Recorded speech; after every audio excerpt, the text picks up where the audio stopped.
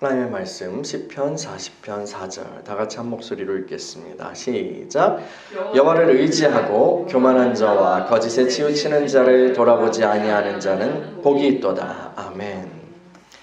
하나님, 우리가 주의 말씀 앞에 섭니다. 하늘 문을 여시고 주의 얼굴빛을 비춰주셔서 주의 영광을 더 보게 하시고 하나님을 사모하게 하시고 영광의 소망이신 그리스도를 하나님 우리가 갈망하며 또 누릴 수 있도록 인도하여 주시옵소서.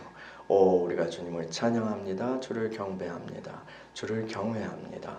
주님을 신뢰합니다. 말씀을 전하는 종을 붙들어 주시고 주의 영으로 주의 사랑으로 충만케 하여 주시옵소서. 예수 그리스도의 이름으로 기도합니다. 아멘. 샬롬. 네. 하나님을 믿는다는 것은 무엇일까요? 하나님을 믿는다는 거요. 우선 하나님의 존재를 믿는다는 거겠죠. 그렇죠? 하나님 계시다는 거요. 그런데요, 신이 있다라는 것, 있을 거야, 혹은 있다고 믿어라고 하는 사람들은 꽤 많아요. 물론 무신론자들이 요즘은 더 대다수이긴 하지만요. 유신론자들이 꽤 있다고요. 근데 다른 유신론자들과 우리의 차이는 뭘까요? 우리의 차이.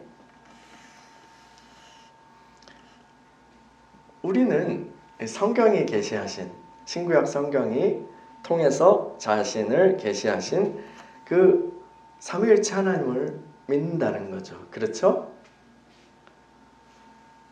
여러분, 그 하나님을 믿으시나요? 우리가 근데 유신론자이고 또 성경적인 교리를 고백한다는 것으로 충분한 걸까요?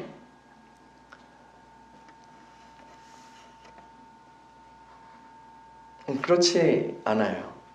하나님을 믿는다는 것은 우리가 그렇게 제대로 믿고 고백하는 그 하나님을 또한 신뢰하는 겁니다. trust, 신뢰요. 그러면 하나님을 신뢰한다는 건 뭘까요? 주님의 말씀을 믿고 또한 우리의 인생을, 우리의 삶을, 우리의 존재를, 우리의 모든 것을 전적으로 그 하나님께 헌신하는 것이 바로 하나님을 신뢰하는 것입니다. 오늘 우리가 읽은 시편 말씀, 시편 40편 4절은 그 주님을, 여호와를 신뢰하는 자의 행복에 대해서 노래하고 있어요. 시편 40편 4절을 다시 읽어볼게요. 시작. 여호와를 의지하고 교만한 자와 거짓에 치우치는 자를 돌아보지 아니하는 자는 복이 있도다. 아멘. 제가 좋아하는 그 영문 번역 성경 중에 NET 바이블이라고 있어요.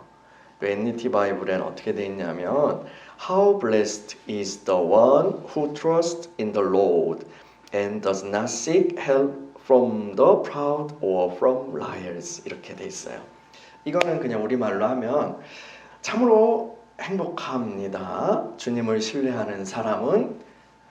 그리고 교만한 자와 거짓말하는 자에게 도움을 구하지 않는 그 사람은 이라고 그렇게 번역하고 있는 거죠.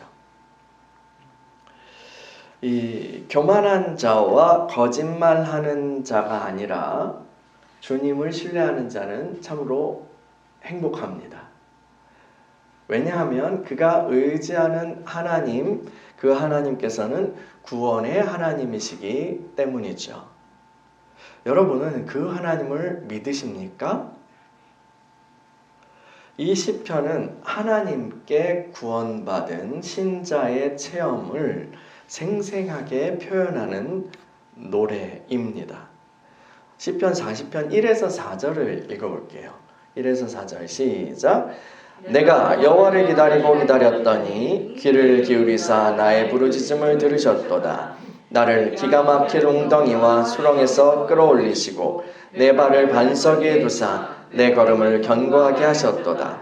새 노래 곧 우리 하나님께 올릴 찬송을 내 입에 두셨으니 많은 사람이 보고 두려워하여 여호와를 의지하리로다. 여호와를 의지하고 교만한 자와 거짓에 치우치는 자를 돌아보지 아니하는 자는 복이 있도다. 아멘.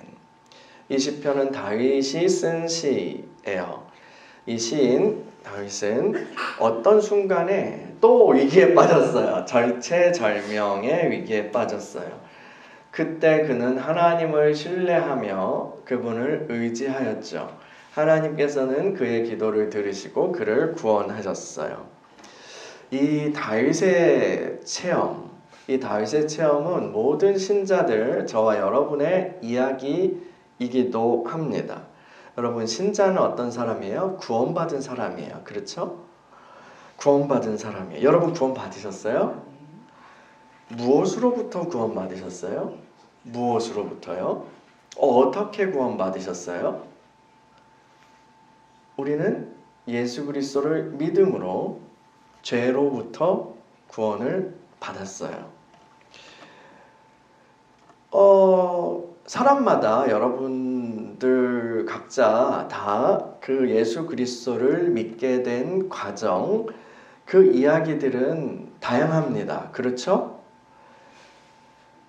그런데 그 죄가 주는 고통의 수렁 속에서 구원자이신 예수 그리스도를 만나 믿게 되었다는 그 패턴은 동일하죠. 여러분은 어떤 수렁 속에 계셨나요? 죄 그 자체를 인식하는 사람들도 간혹 있습니다. 이 죄 문제를 어떻게 해결할 거라고 그렇게 찾아 헤매는 사람들도 있죠. 근데 그거보다는 더 많은 사람들은 그 죄로 인해서 파생된 그런 여러 가지 고통 때문에 구원을 바라게 되죠. 예를 들어 죄책감이라든가요, 우울감이라든가, 공허, 공포, 요즘은 그 패닉이라고 그러죠. 공황, 이렇게.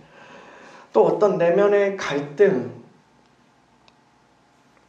이런 내면적인 고통을 느끼는 분도 있고, 또 혹은 이 질병이나 육신의 질병이나 아니면 나의 죄 혹은 다른 사람들의 세상의 죄로 인해서 정말 막 엉망이 된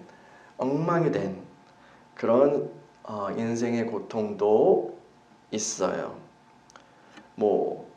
큰 실패로 인한 좌절 혹은 상실, 급작스러운 상실로 인한 그런 절망의 아픔도 있어요. 이런 것은 정말 기가 막힐 웅덩이와 수렁입니다. 사람들은 이러한 상황에서, 이렇게 고통스러운 상황에서 부르짖게 돼요. 구원을 부르짖게 돼요. 구원을 찾아서 헤매게 돼요. 하나님의 은총을 받은 사람들은 그때에 좋은 소식을 듣게 됩니다. 복음을 듣게 돼요. 혹은 전에 들었는데 그냥 넘어갔던 그 좋은 소식, 복음이 생각나기도 합니다. 갑자기 교회를 가야겠다. 그래서 예수님께 나아가서 부르짖고 구원하시는 하나님을 만나게 되죠. 빠져나올 수 없을 것 같았던 그 어두움에서 빠져나올 힘을 얻고, 그리고 삶에 손상되고 망가졌던 그 삶에 점차 회복이 찾아옵니다. 그는 구원받았어요. 그는 구원의 기쁨으로, 그 감격으로 하나님을 찬양하게 되죠. 여러분도 다 이러한 이야기를 통해서 하나님께 나오신 줄 믿습니다. 저는 모태신앙이었어요. 모태신앙. 엄마 뱃속에 있을 때부터 교회를 다녔다는 거예요. 그런데 정작 정말 예수 그리스도를 마음의 주님으로 영접하고 그분께 나 자신을 드린 것은 20대가 되어서였어요. 저는 비교적 평탄한 삶을 살아온 사람이에요. 근데요, 하나님께서는 제 안에, 제 내면에 정말 어떤 의미를 찾아서 인생의 의미를 찾아서 헤매는 구도의 마음을 주셨어요. 이런 마음을 가진 사람들은요, 필연적으로 내적인 방황을 하게 되죠. 물론 저는 그 시기에 육신적인 연약함도 가지고 있었어요. 몸이 아팠거든요. 그러나 그 몸의 아픔도 힘들었지만 그것보다 더 저를 힘들게 했던 것은 내적인 방황이었어요. 어떻게 하면 저 자신과 또 이 세상의 어둠으로부터 벗어나서 의미 있는 삶을 살아갈 수 있을까? 그것이 저의 소원이고 갈망이었습니다. 예수 그리스도께 나 자신을 드리고 주님을 알아가면서 저의 마음에 밝은 빛이 비치기 시작했죠. 그리고 계속해서 그분께 나 자신을 드리면서 나아갈 때 기쁨과 평안을 얻었습니다. 하나님께서는 특별히 제 입술에 찬양을 주셨어요. 찬송을 주셨어요.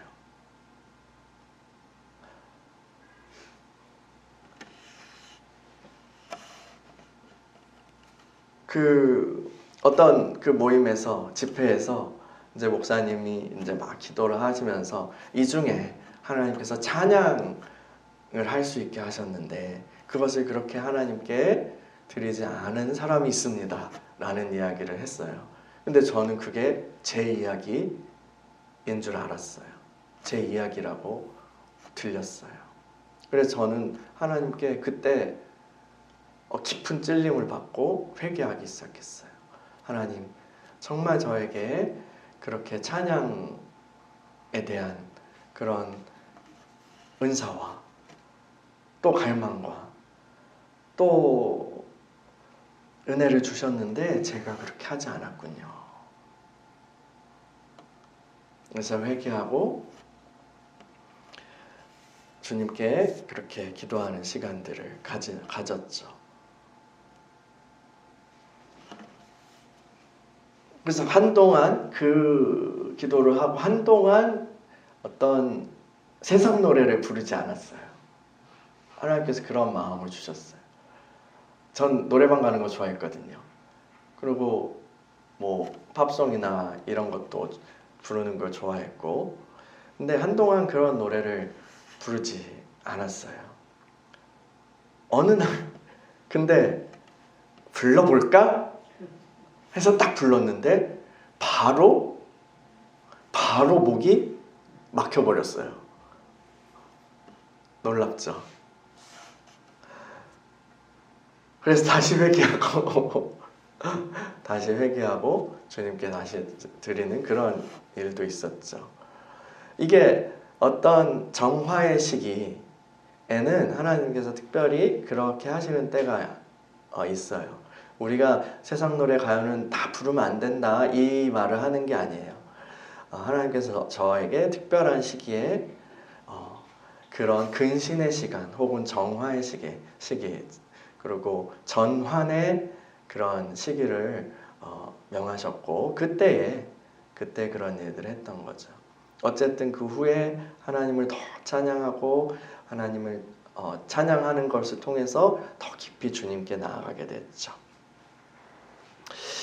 그 찬양하며 경배하며 그렇게 할 때에 개인 예배를 드리고 할 때에 주님을 더욱더 사랑하게 됐어요.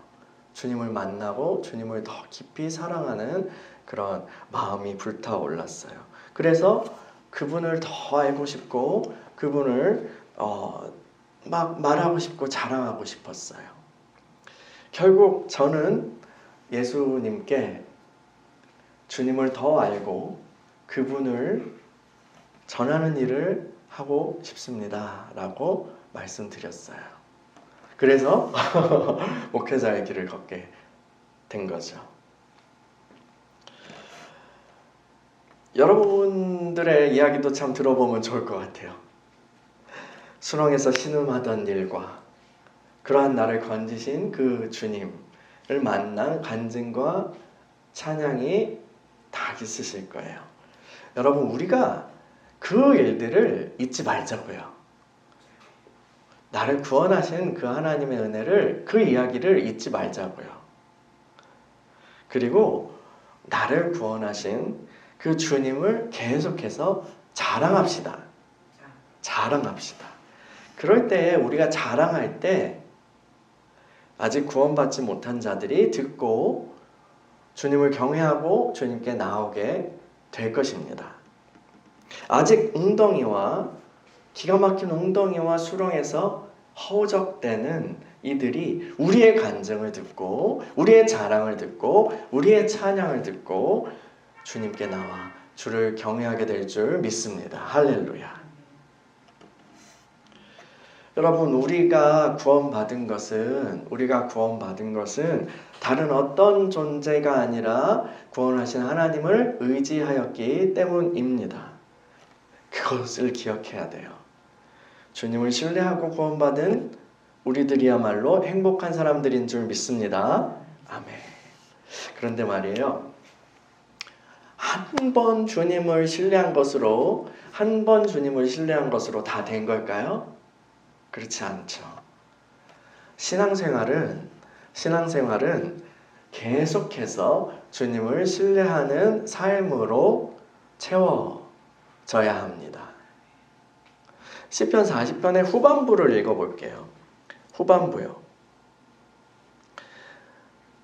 이 중반부도 굉장히 중요하지만 요거는 난해한 부분도 있고 좀 오늘의 이슈에서는 다루지 않을게요. 마지막 부분 11에서 17절을 읽어볼게요. 시작. 여호와여, 주의 긍휼을 내게서 거두지 마시고 주의 인자와 진리로 나를 항상 보호하소서.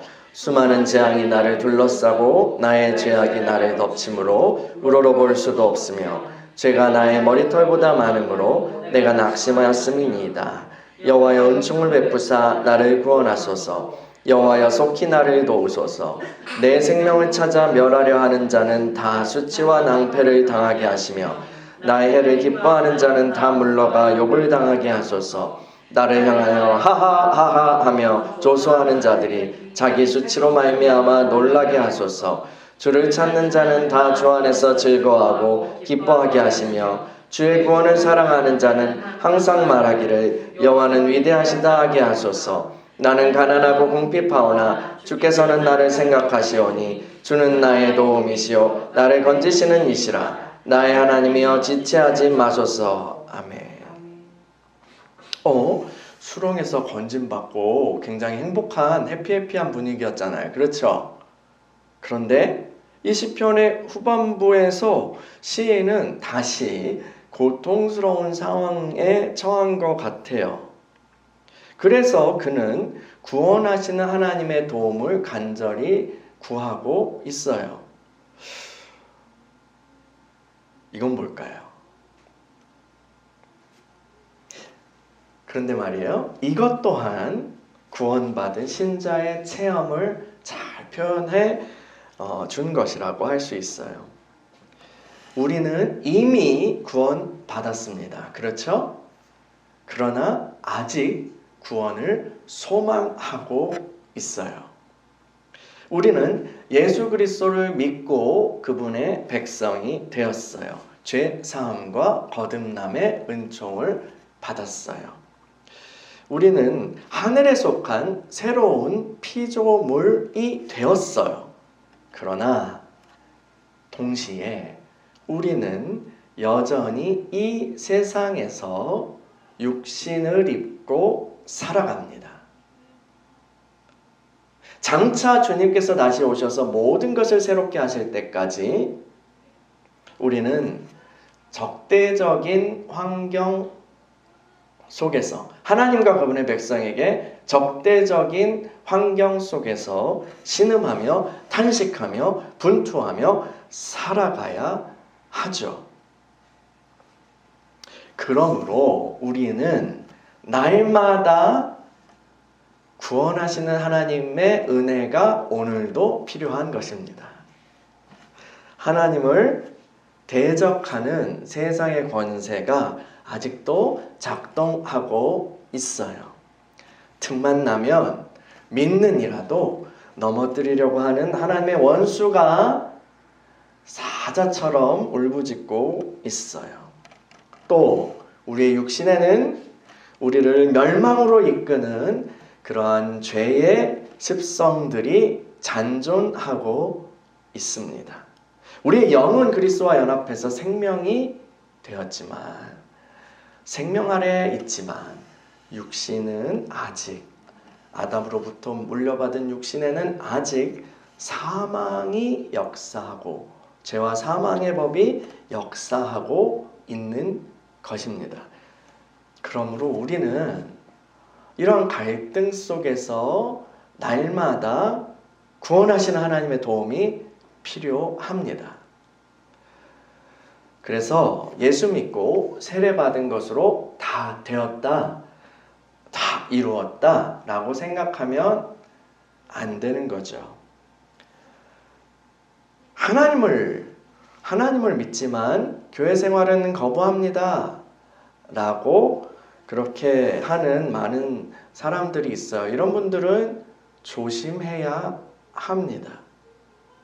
왜요? 일반적인 경우 우리가 이 세상에서 그냥 살아가면 우리의 믿음은 서서히 약해지게 됩니다. 왜 그럴까요? 적대적인 환경에 살고 있거든요. 성분이 달라요. 그래서 하늘로부터 오는 계속되는 공급이 없이는 우리가 버틸 수 없어요. 구원하시는 은혜가, 그 계속되는 공급이 필요해요. 그것을 신자 홀로 할 수 있다면 좋겠지만 상당히 어렵습니다. 그래서 교회 공동체가 필요한 것입니다.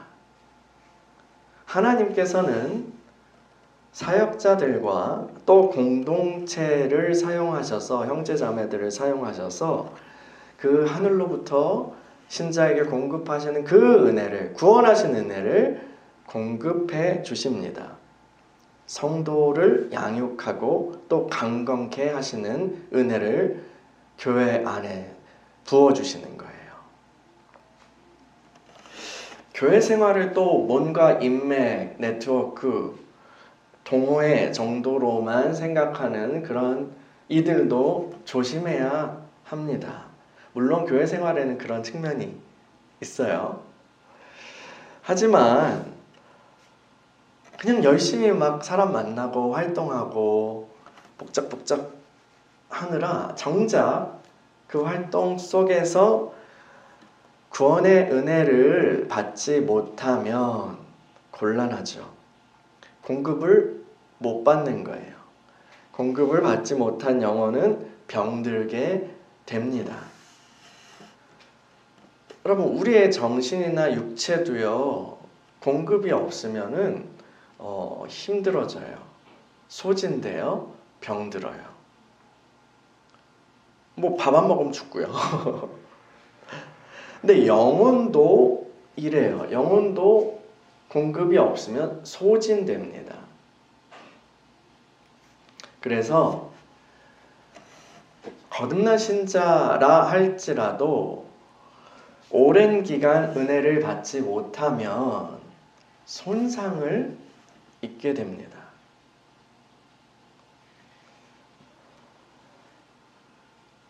여러분, 우리에겐 여전히 구원의 은혜가 필요합니다.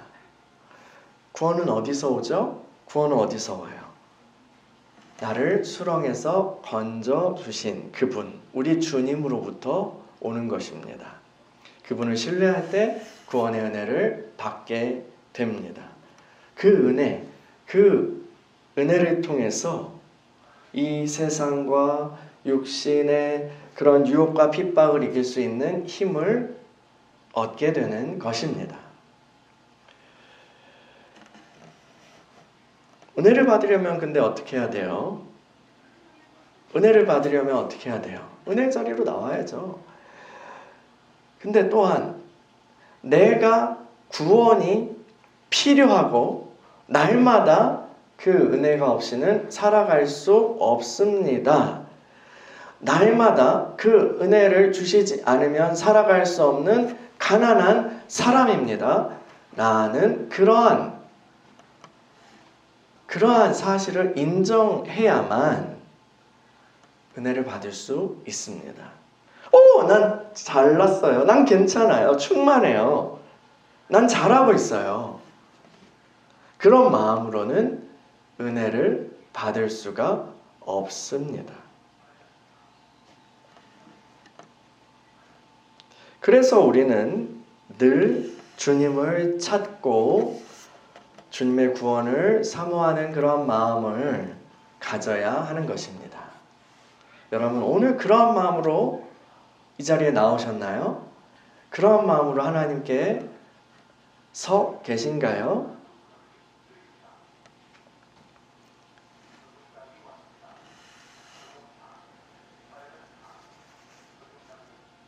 그러한 가난한 마음으로 나오는 자들에게 하나님께서는 주님의 은혜로, 구원하시는 은혜로 채워주시는 줄 믿습니다.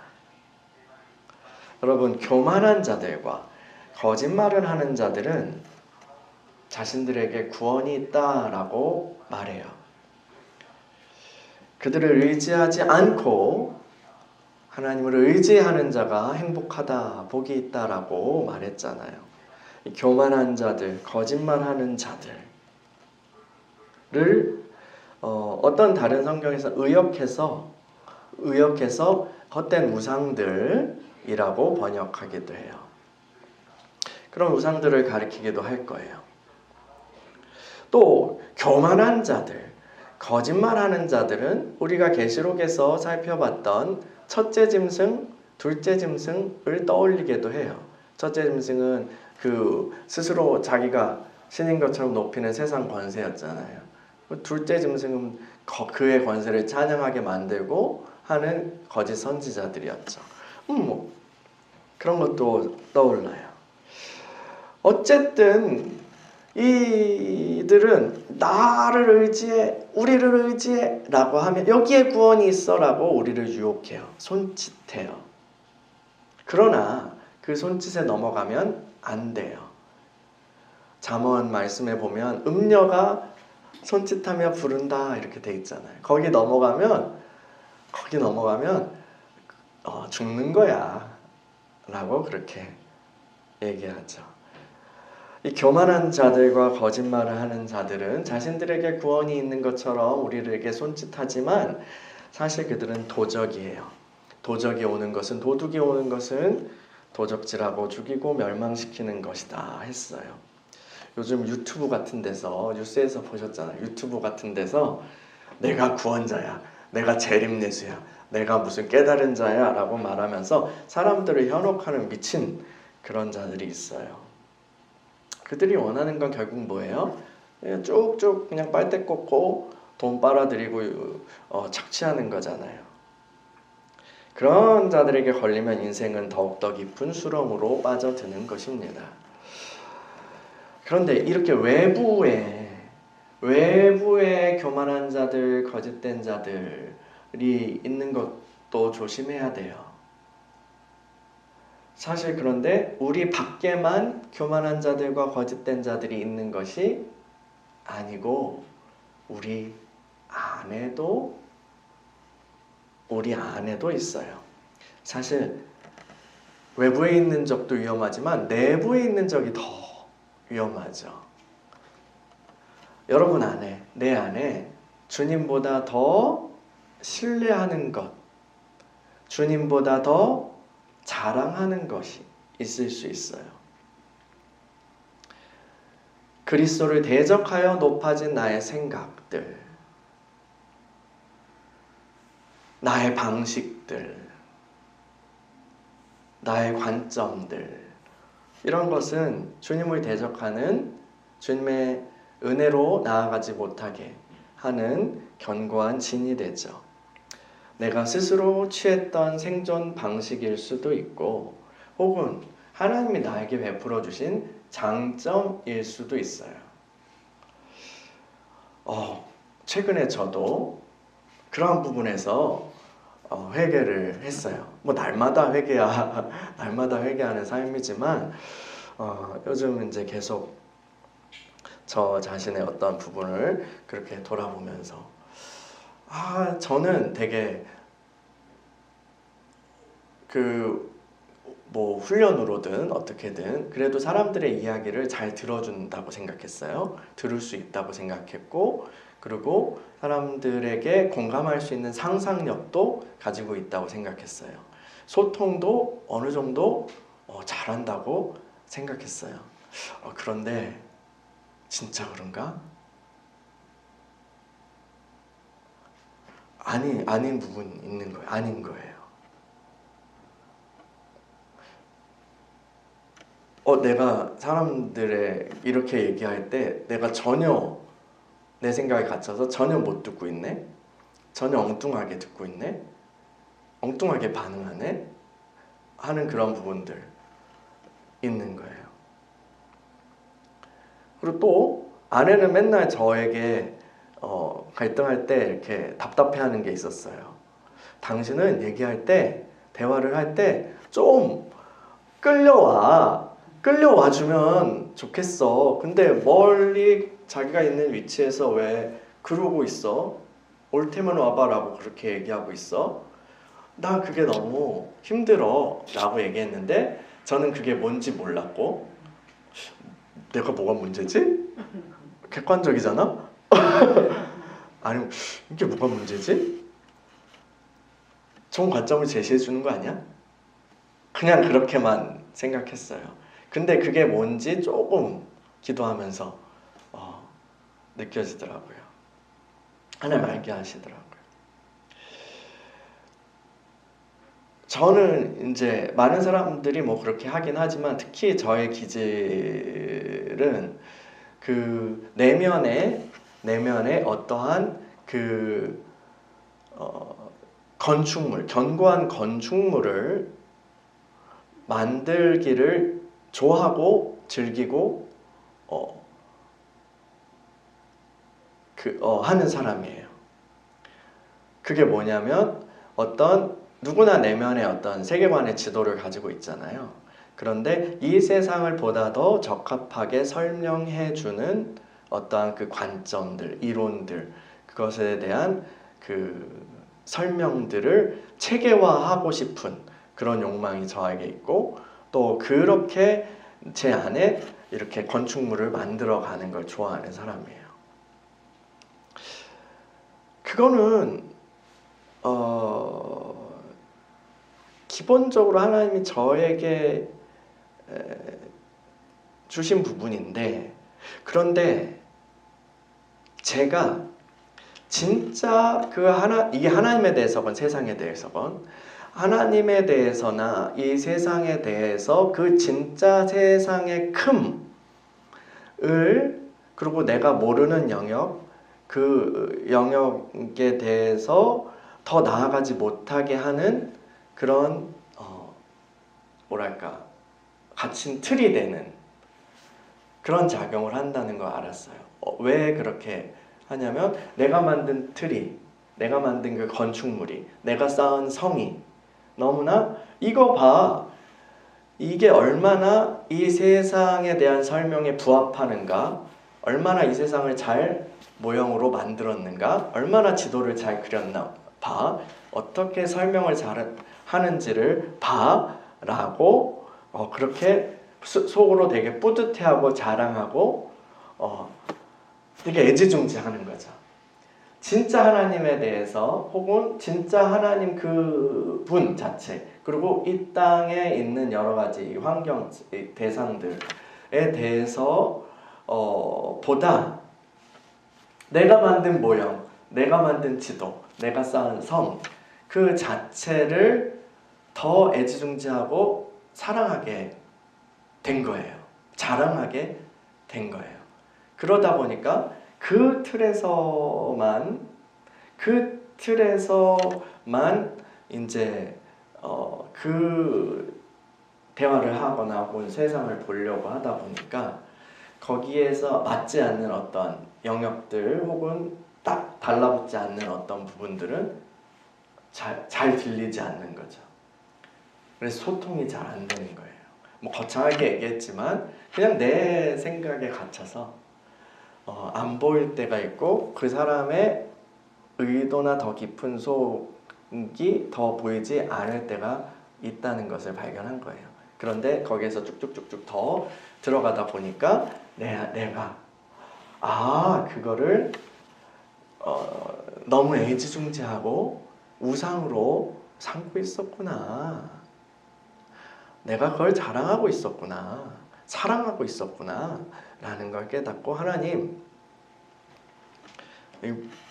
버리겠습니다. 나오겠습니다. 그리고 배설물로 여기겠습니다. 왜요? 그리스도 안에서 그리스도께서 비춰주신 그 참된 생명적 지식을 제가 보고 싶거든요.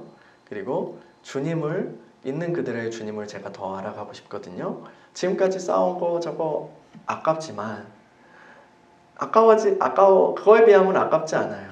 제가 나올래요. 그 성에서 나올래요. 그래서 소돔에서 나오는 것처럼 나왔어요. 그리고 주님과 함께 다이너마이트 버튼을 눌렀어요. 그리고 팍 하고 그 성이 무너지는 것을 봤죠. 하나님께 회개하고 하나님 제가 나의 성을 그렇게 애지중지하고 있었던 거 용서해 주세요. 하나님 내가 아무리 모형을 잘 만들어봤자 혹은 지도를 잘 그려봤자 진짜 광대하신 하나님 그리고 하나님께서 두신 그러한 이 세상에 대한 품으신 그런 마음과 정의들과 지식들에 비하면 아무것도 아닌데 내가 찾은 의미들에 산 아주 작은 것들 그거를 내가 너무나 애지중지하고 있었군요. 그렇게 하면서 회개하였죠.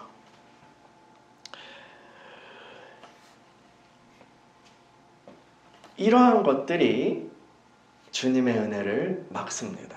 이러한 것들이 주님께서 우리에게 더 주고자 하는 것들을 막죠. 이런 것들을 버려야 돼요. 바울이 오죽했으면 배설물로 여긴다 라는 표현을 썼겠어요. 그리스도의 아는 그 지식의 고상함, 나는 그것만을 붙잡기 원한다 하면서 다른 것들 배설물로 여긴다 했어요. 여러분, 저의 예를 들었지만 여러분 각자에게도 이와 비슷한 것들이 있을 수 있습니다. 분명히 있겠죠. 그것들에 대해서 좋은 것들이겠지만 그 어떤 좋은 것도 주님을 대신할 수는 없어요. 주님의 자리에 놓이면 그것은 뭐가 돼요? 교만한 것들, 거짓말하는 것들이 돼요.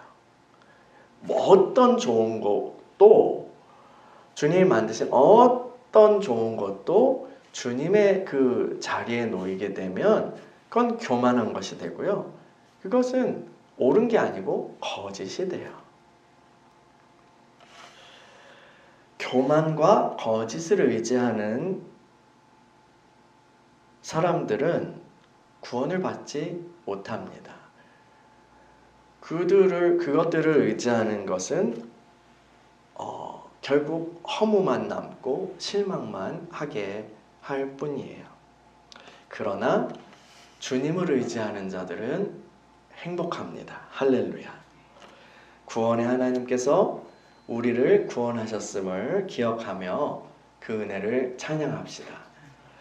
또한 계속해서 지금도 이 매 순간마다 우리에게 그 구원의 은혜가 필요함을 인정하며 그 은혜를 받으면서 걸어가십시다. 이 구원의 길에서 끝까지 승리하는 저와 여러분이 되시기를 축복합니다. 할렐루야. 이 시간에 우리 같이 기도하겠습니다.